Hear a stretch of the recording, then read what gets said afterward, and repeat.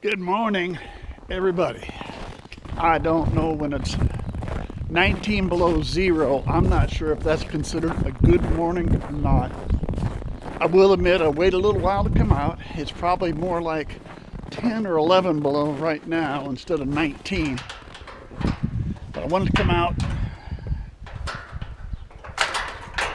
make sure the water tanks are doing good. Because in this cold, water is just as important when it's cold like this as it is when it's hot in the summertime. So you want to make sure everybody's got plenty of water to drink. And wherever we go, we still got somewhere sitting good. Probably need at least 2 buckets in here tonight.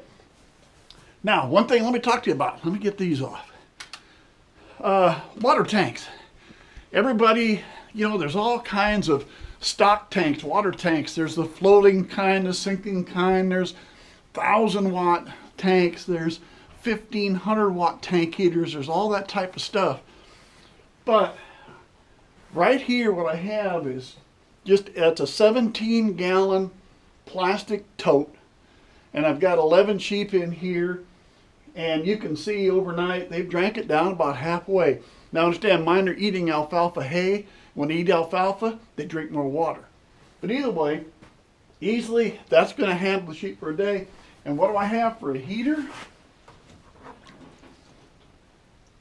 That's a bird bath heater. That's designed to put in a bird bath. It's only 250 watts. So I can run one here, one in for the inside sheep.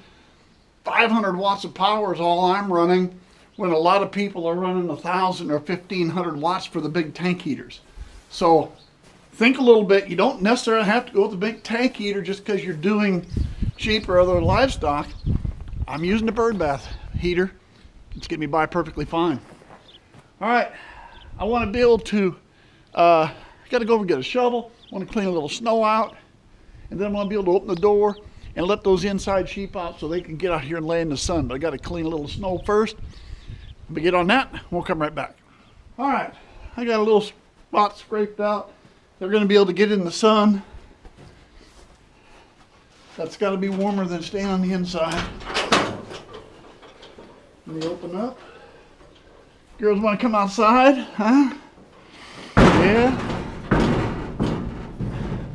See if we get everybody to come outside. Ready, girls? Come on. We can see. Whoa, and there they all go. There we go. There you go. You girls be on the outside. Be good for you. All right. Get my shovel. I got one mom there yet. Billy Joe, no babies.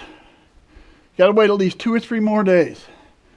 All right, let's come check our other ones real quick. As you can see, here's this tank too. You only got the 2 in here. Plenty of water in there. Good shape there. Let's see how mom and the little ones are doing. Everybody doing good? Yeah? Mom's got her bucket down there. That's a heated bucket. They'll be to bring out some water. And bring him some new, maybe clean that bucket out. It's got a lot of alfalfa stuff in it. Yes, clean out water buckets when it's below zero. Whew. All right, it's got them covered. Got some odd jobs to do. We'll come back and check on them later today. Well, guys, seeing as how it's below zero outside and supposed to stay that way all day, I thought today might be a good time to come in. Let's talk about what stuff you need or would like to have on hand come spring when lambing season's coming up.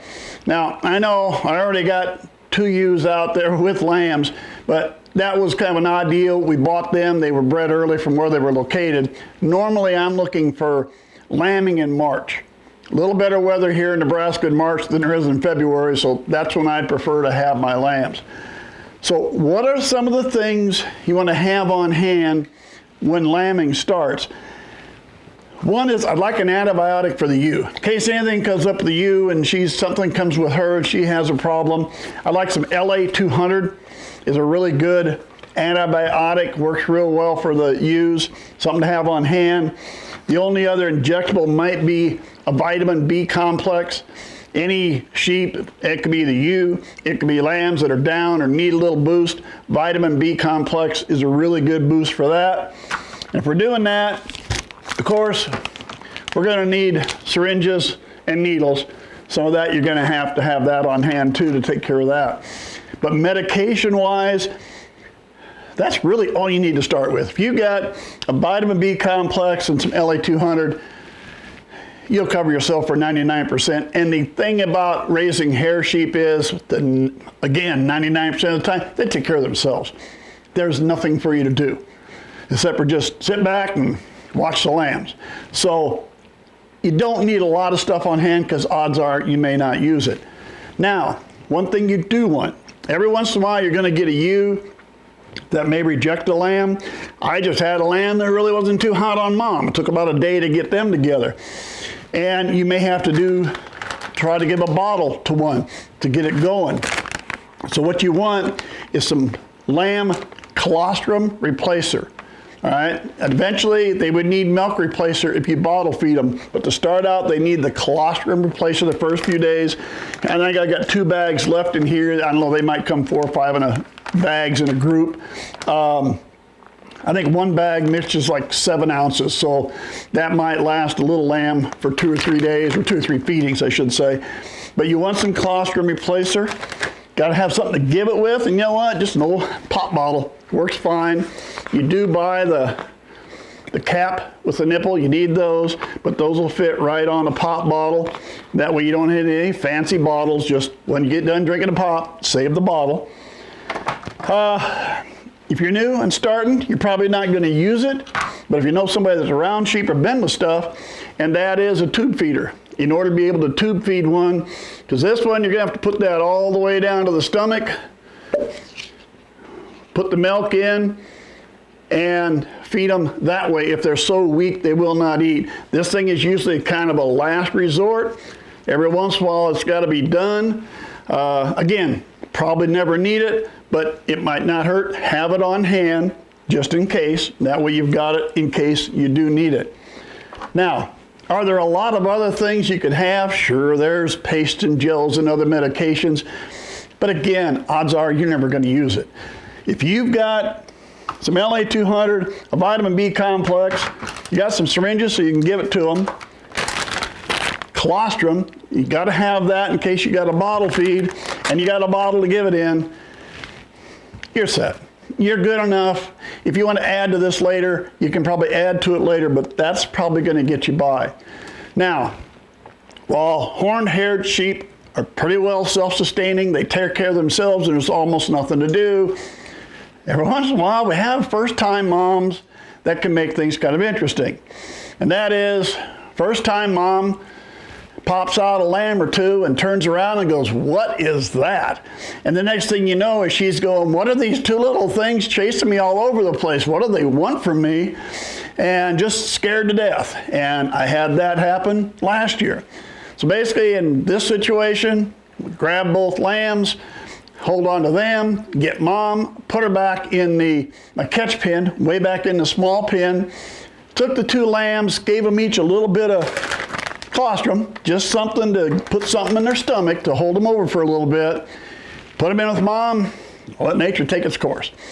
By the next day, everybody was eating, everybody was fine, and we were all in good shape. But that can be one thing you run into with first-time moms. Sometimes you will have ewes reject the lamb for whatever reason. I had one of those last year, and I ended up bottle feeding one. But for the majority of the time, it's just they're going to take care of themselves, and you don't have too much to worry about. But you do want a few things on hand just in case, and this will get you enough to do that. Well, time for afternoon chores, and it hasn't got any warmer. Matter of fact, change the light. I saw our local power company's doing rolling blackouts. Shut the power off about an hour or so. That way, try to conserve power. Doesn't like having it below zero to shut your power off. Glad I got a wood stove. All right, how's everybody doing? Turn to you guys around and see everybody. I'm going to close this just for a minute, girls. I want to do some cleaning up inside. Yeah. And we're going to let the other ones have a little out time while I clean their pen. Let me get things organized. All right. You know, I should say, if you guys are always wondering, you probably wonder why I keep tripping over a rope here. This whole area is my catch pen. All right. Back where they are, that's the ultimate catch pen. The idea is when the sheep are out in the pen, we run them in this way, and when I get to about here, they're way in the back, so it's designed so I can grab the rope here, pull the rope, close the gate, because if you try to get up to get to the gate to get to them, they're going the other direction. So if you're always wondering why I'm working around the rope, I just haven't bothered to unhook it. I suppose I could do that. Hey, Mom, you and the little ones want to come out for a little bit while I clean up in here? See if the little guys want to have some exercise, huh? Everybody want to stay at this end and not go down there? That's fine. All right, it's cold. I'm going to get some cleaning up. We'll catch up in a minute. Got them. You guys in? You close the doors. I like to lock them in at night. Still got one that can't have lambs yet.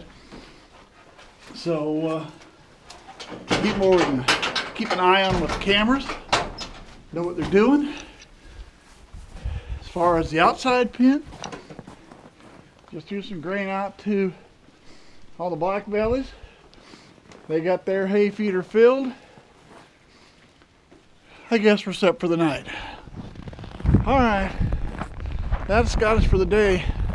I think tomorrow, next day, I do have to mix some feed up. I'm getting low on feed. Well, I'll show you how I do that next time around. Thanks for sticking with me.